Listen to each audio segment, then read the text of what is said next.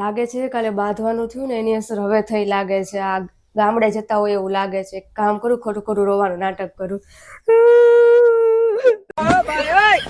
અરે મમ્મી, જરી કમથું બાંધવાનું થયું એમાં તો તમે કપડાં પેક કરવા લાગ્યા. આ કપડાં જોઈને તો એવું લાગે છે કે તમે 2 મહિના રોકાવાના લાગો છો ગામડે. રોવાનું બંધ કરીને અહીંયા આવ. આ કપડાં વિખાઈ ગયા તા એ હંકેલું છું, ક્યાંય નથી જતી.